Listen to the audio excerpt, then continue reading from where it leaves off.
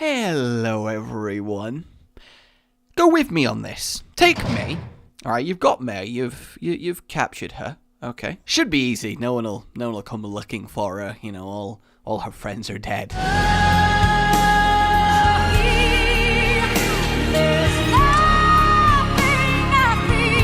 And you power her up. Okay, you power her up, you make her strong, okay, you make her a very good hero, you know, give her a new ability, change an existing one, pump up her numbers, however you do it, right? Don't make her broken, but make her tier 1, super high pick rate, premium hero that, you know, your star player's gonna play for amazing results. And why do this? Why do this? Well, firstly, she's been absolutely awful since Season 2, and that's really sad for people who want to play super competitive, I'm in it to win it Overwatch, but, you know, want the gameplay style of MEI, but that's another topic for later in the video, but not now. And other than that, MEI is just kind of an example, really, but why do this? Because let's say you have a meta, which we do, and let's go a little bit back before the Mercy rework. For a season and a half, it was pretty much the same thing. And that same thing gets boring, especially for people who like hero variety in a game that is all about promoting and encouraging strategies that involve hero variety. And if you just take a hero, you know, maybe between seasons, maybe extend seasons and do it a couple times a season, but take a hero and just make them good, really good. Don't think about necessarily why. Don't think about if they need to be, just make them good. And then ask yourself, what does the meta look like now that this hero is really awesome?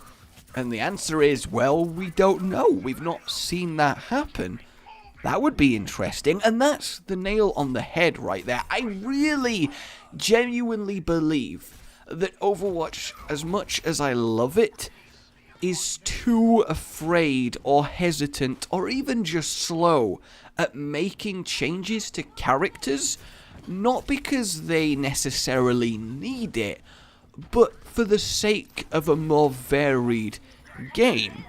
Although I will say, they're also that when it comes to making actual direly needed balance changes. The quickness on the changes to Mercy is one of the fastest turnarounds we've seen, and it really was needed, so I'm really happy about that.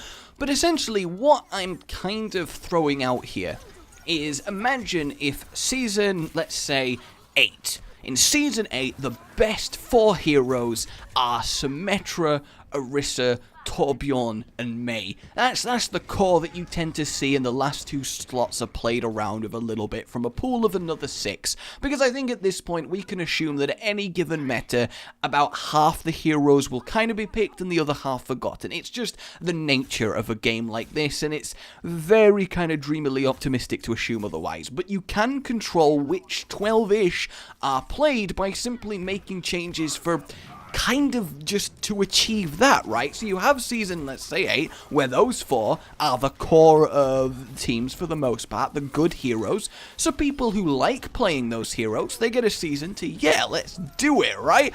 And it's also interesting because, like, hey guys, remember back when Symmetra, Orisa, Torbjorn, and MEI were awesome? That's a cool season. How the hell did that play out? How did games flow when they were part of it? Probably a lot more of an entrenched, backwards and forth, pokey, slow pushing. It was hard to actually get a defending team out, but once you did, they found it hard to re-establish, and, you know, however it plays out. And then the season after, alright, this season, we're going to have Sombra, we're going to have Roadhog, we're going to have Lucio, and Widowmaker. They're going to be the 4 really good heroes, and you see how a meta looks with them in, which again, that's interesting to me. How would a meta where they're the good ones? Now, I am grossly oversimplifying it. Overwatch is a very complicated game, and it would take a lot of fine-tuning to achieve this, so you don't push things a little bit too far, or not far enough. There's a very fine line to be drawn, and you can't just make sweeping changes without throwing things out of whack, because it is a competitive game. People do want some form of stability,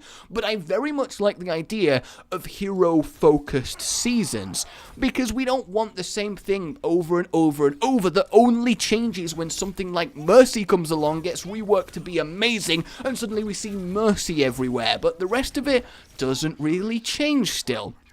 And you can achieve this effect where heroes effectively cycle in their goodness, which is what Blizzard likes to do. They like to use spotlight balancing. They've always been a fan of that. Whether they choose to do it deliberately or it's just a result of how they've approached it is kind of irrelevant. They've always ended up with spotlight balancing. This is just best right now, and it tends to go on for a while. So if that's how it is, and it is, use that in a deliberate sense. Choose who the spotlight is. Don't just make, this is how the game is balanced right now. Alright, players, over to you. Alright, we're players. We've worked out that these are the best heroes. Cool. And Blizzard are like, alright, cool, they're the best heroes. People are playing them all the time. Awesome. As Blizzard, I would go, alright, they've had a season where they've realized on the current iteration of the balance, those are the best heroes. For next season, let's try changing these 6, give them a little bit of a bump, change that move there, cool. Alright, let's see what the players do. Let's see what meta they come up with for this season. That's awesome. And it keeps changing and refreshing the game, right? And initially, you might be saying, I kind of get what you're going for, but wouldn't that just not work, right? Wouldn't that be a little bit too just constantly changing? Well, yeah, you can adjust the time frame that you do this each time in, but the best example is Dota. Look at Dota. They have over 100 heroes, and all of them tend to get time in the spotlight. Some definitely more than others, but it's a very much balanced experience despite the huge volume of characters. None of them just get kind of completely forgotten. I mean, a few do, but, you know, having an overall 90% picked at tournaments rate across the entire pool, yeah, that's something that's quite impressive. Yet, despite a seemingly balanced experience, right? If you go 90 out of 100 heroes are just picked, you know, sometimes, that's pretty good. Well done. We don't need to make any more changes. Game is balanced. Have fun. If they just did that, then it would obviously get really boring.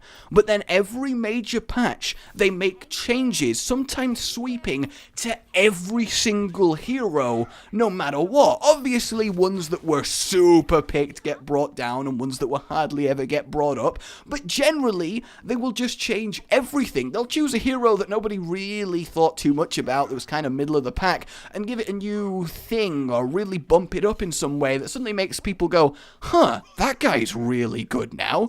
Let's try using strategies around him in this patch. That might be awesome.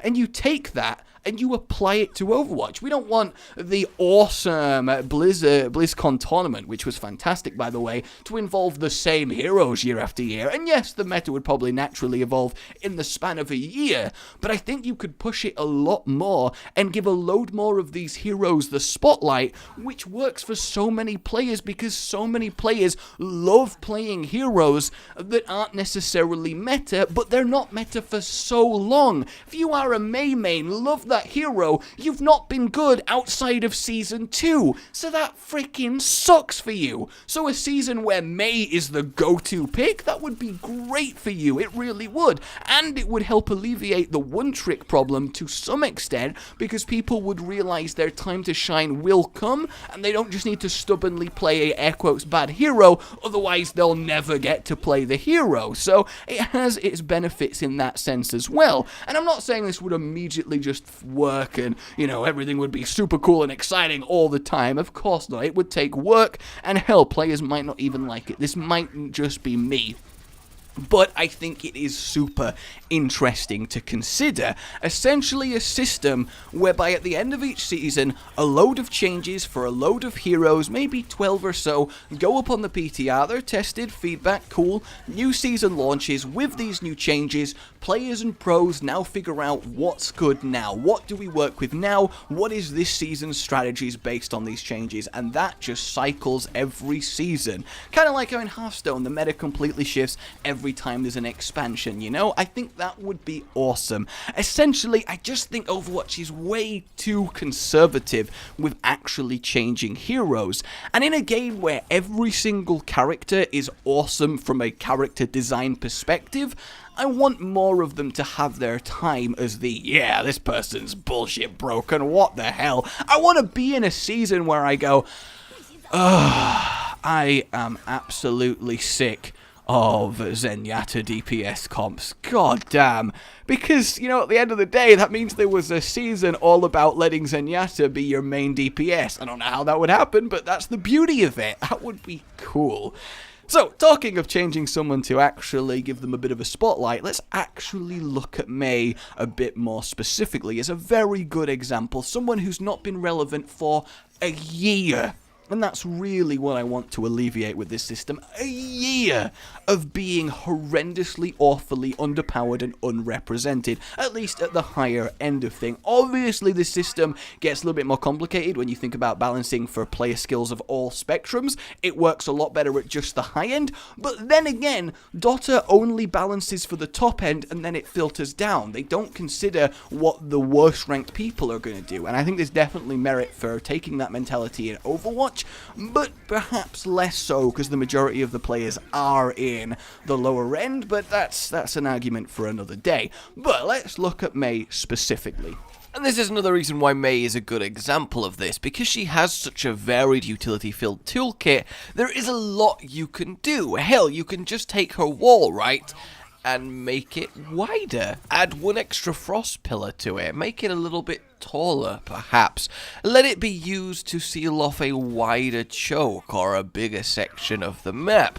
Suddenly you might find yourself wanting to defend areas that you previously couldn't because you have the ability to hard separate teams that you otherwise couldn't before. It's a subtle little change, but one that in the right hands of someone with decent map knowledge can now appreciably make use of. You can get rid of damage fall off on her right click, make it a lot more rewarding to actually bring people down. Because at long ranges, as far as Overwatch is concerned, Icicle is fairly difficult to hit, and yeah, MEI's shtick is that she's a close range threat, so Icicle spiking people across the map isn't supposed to be what she's good at, but imagine a meta where right click MEI sniping is the dominant force. That is certainly cool to me.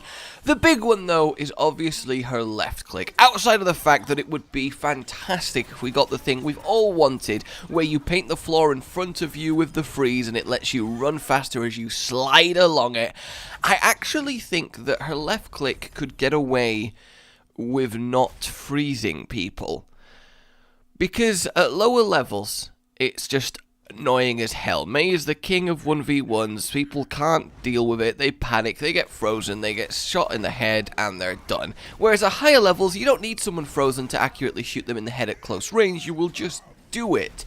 So if you made it a lot of a slow, ramped up the slow time a lot, made the slow really pertinent, and made it last a little bit after you've stopped being left-clicked, you could quickly blast one person, quickly blast another, quickly blast a third, and have 3 people moving really slowly for your teammates, instead of having to focus for ages on one guy to freeze them, and then hit a shot that you otherwise were going to hit anyway if you're competent with MEI, which you would be if you're playing in a competitive environment. So it just seems like the freezing of the left click, while thematically cool, actually kind of takes away, because you can't make it too strong, because just being frozen and killed is frustrating as hell. It has the hook effect, the scatter effect, and if MEI suddenly became powerful, you bet your ass there would be thread after thread complaining about her freeze being unfun and uninteractable and all of that jazz, and it would just happen. So make it a different kind of utility, turn up the strength of that, have her right click for the damage, her left click for a proper slow flamethrower. Hell, you could even take away most of the damage, make it just kind of tickle, but actually give it the AoE factor, have a proper AoE slow down flamethrower frost cannon coming out of her left click. One that I think is absolutely awesome and should happen is, if you're in the air when you ice block, you should keep going, right? You should keep going forward, and when you hit the ground, you're in a block of ice, so you slide along the ground a little bit. I think that would be fantastic. I'll go as far as, if you're on a slope and you ice block, then you just slowly slide down it. The reason that this is a thing is because the ice block doesn't do a lot for me. Because if you're in a situation where you need to ice block, you are probably in deep, you know? You're probably in trouble. The enemy team is lining up around the block of ice, waiting for this free tasty mortal to be cracked open so that they may claim it in the name of whatever it is that they happen to be fighting for at the time. I'm not going to judge. And it just kind of sucks. I mean, if using it far away just as a heal, that's whatever, but that's not really the best use of it.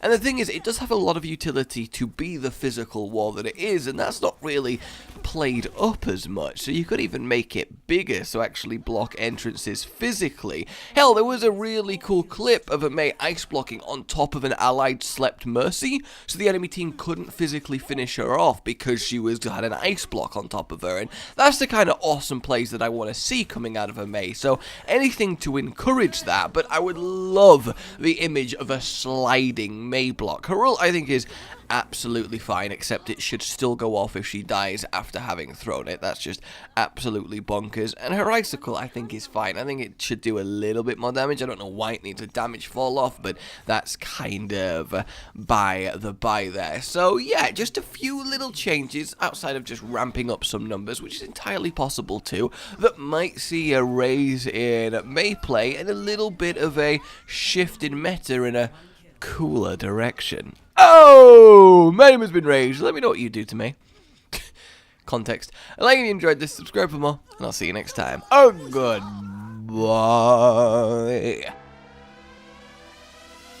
Rage gaming with the video flow, shenanigans in Overwatch, and his fans all know that every single thumbnail that this man makes without fail makes you do a double take, catching your attention with every verse. See, say that you need healing but you're at his mercy. Get it? Cause it's a pun.